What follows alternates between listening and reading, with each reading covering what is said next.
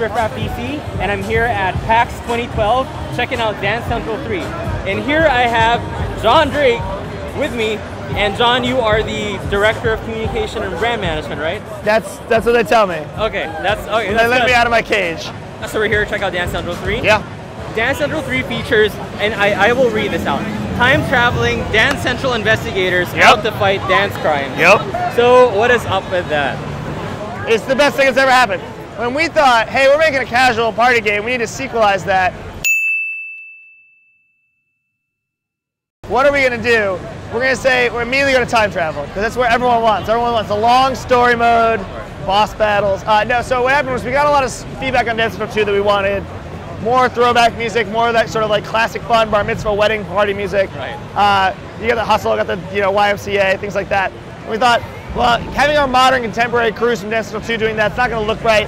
We're really all about trying to make it feel like we're sincere about appreciating the music that we have, and that would look like they're making fun of it. They're doing the YMCA and like a hip hop club. It would be kind of weird. So we thought, okay, the only way to really make it feel good and to get the fans what they want musically is to really put that in the right context in terms of time and culture and like what was feeling authentic and real. So our characters have been sent back in time to learn crazes from the past so they can use them against Dr. Tan, who's trying to impose his dance will on the entire world. And you're going to go back and learn them. So that means we have the 70s disco roller rink, we have the 80s hip hop street, we have the 90s house party when the house parties were invented.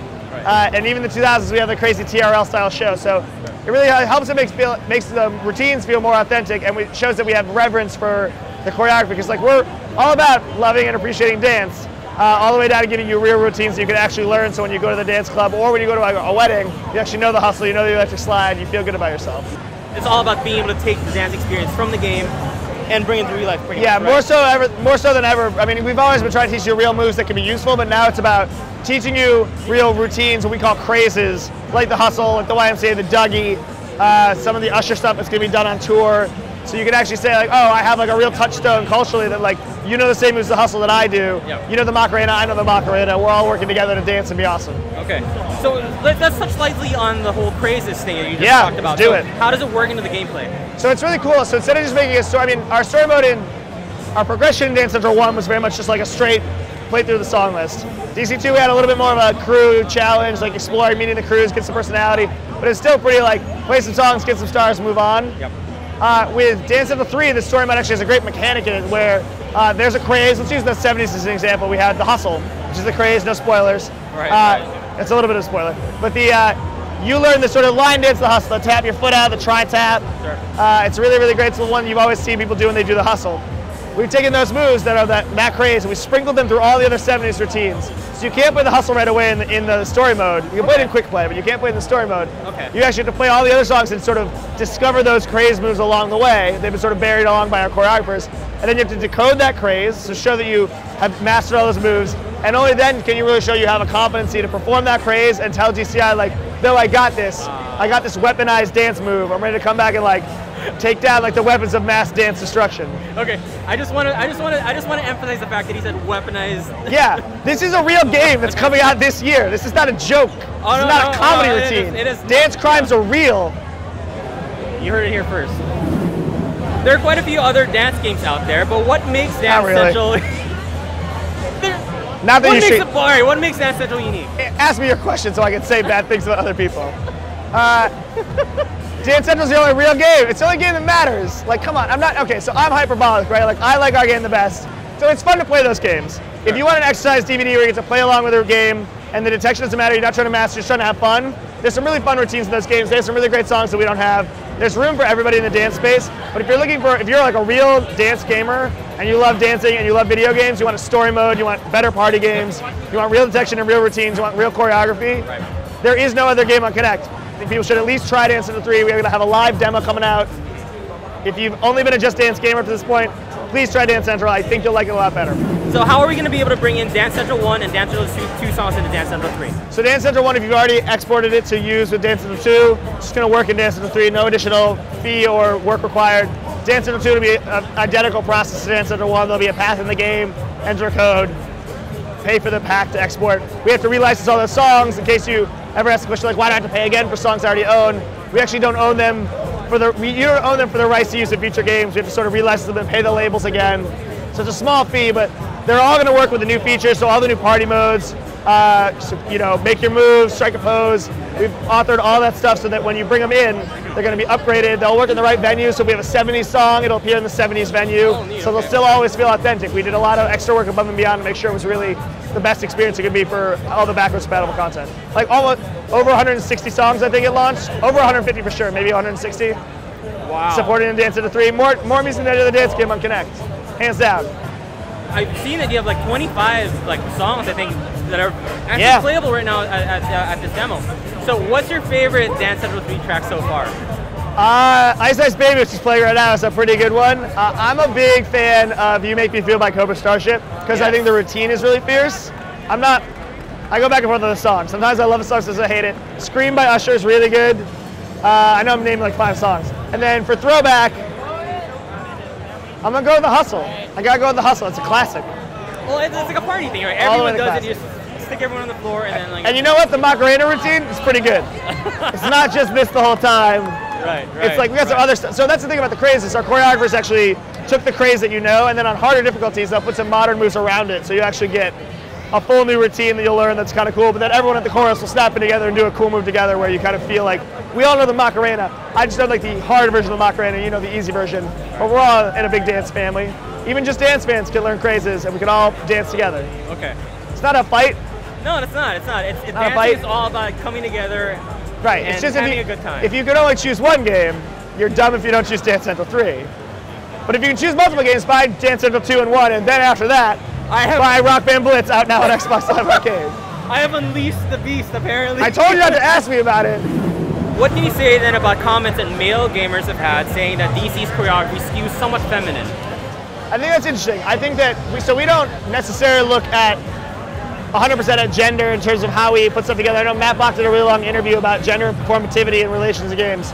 So I get, there's people, here's what I say, you should enjoy dancing because you enjoy dancing. I think people should try not to get hung up on if I'm performing a male move or a female move, because I think it's just as good if someone's getting enjoyment as a dude who's a super bro dude who can do like some lady hips moves and laugh at themselves. That's just about as experienced as a woman doing a lady hips move and feeling really authentic and sexy doing it, or a guy who feels really authentic and sexy. I got the lady hips, no joke. I will dance battle and net, and I get anything with a lot of hits in it. I dominate those songs.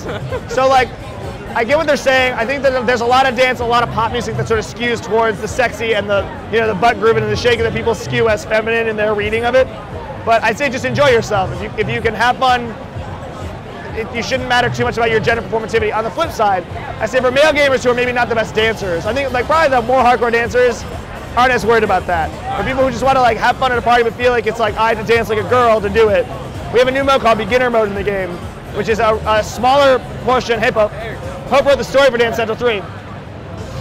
He has the lady hips too. To answer your question though, in beginner mode, we actually take a subset of moves that are pretty gender neutral. They're very easy to do. You think of the bulletproof step clap style moves that are very normal. Anyone can jump in and do it. If you're in a party mode and you're having trouble, we'll actually drop you down there dynamically. So if you're really struggling, you won't even notice something, you'll just be doing better. But I'd say just have fun and embrace it. We have a lot of really hard-hitting hip-hop routines that are neither gender, they're just fun, they're in it. They're you're gonna hit those moves and feel great. And then we still have some stuff that's kind of sexy, but that's cool. Being sexy is awesome. If you're a dude who feels like you need to be super gender normative and feels like the lady moves aren't great, I guarantee you if you do those lady moves and commit to them and really go after it, and if you're saying you're straight and you want a lady to like you, they like dudes who commit. Go for the moves. Show your confidence. That's what really matters. Basically, right? Be confident no matter what your gender mindset is. So I did ask some fans questions. I told them we're going to be interviewing some people from Harmonix. Ask me your questions and I'll pick some out and I'll send them. Let's do it. Over. Okay, so the first question what you got? So first question is from Michael Pedro. Hi, hey Michael. Okay, so his question is, how does song selection work for the game, and why haven't we gotten music from untouchable artists like Britney Spears and Beyonce? So what we do is we actually have what we call song fights, where everyone on the team, choreographers, music license lawyers, our music supervision team, the community team, we all come together, producers, designers, and put all the songs we want in the game. We just put them on the table and say, here's what we want. Then our music team goes out and makes requests, and some will say, oh, that artist isn't licensing music right now, or that artist will only do it if they get their own game, and we're like, well, that's not on the table.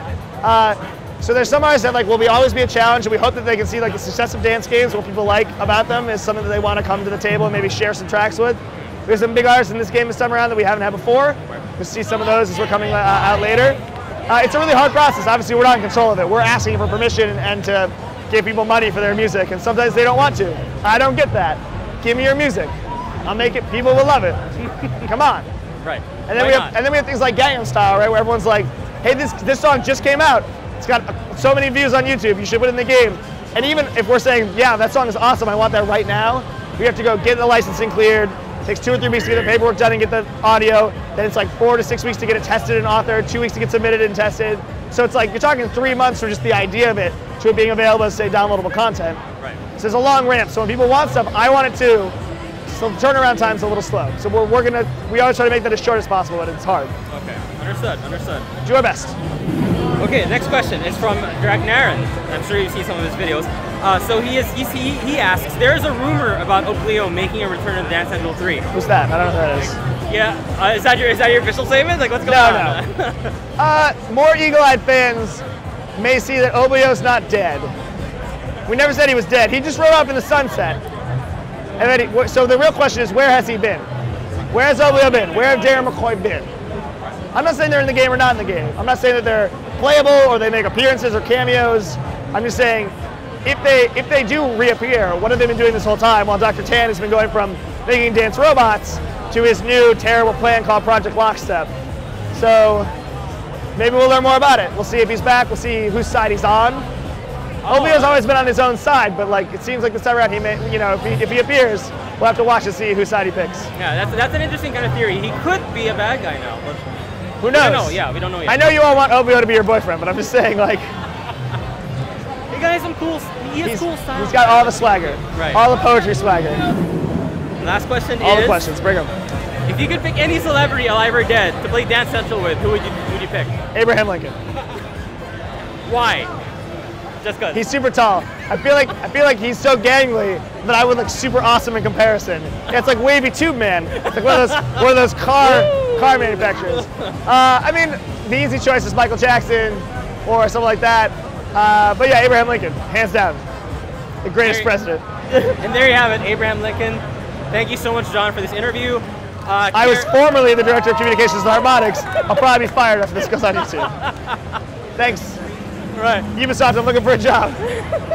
Thank you so much. Why don't you plug the game for us and like when is it being released? Dance Central 3, it's coming out October 16th in North America. It's going to have over 45 songs, new party modes, 8-person crew versus crew. Oh my god, it's going to be the best game ever. You're going to love it. All your characters are back. Crazy. Cool, signing off. Thank you guys so much.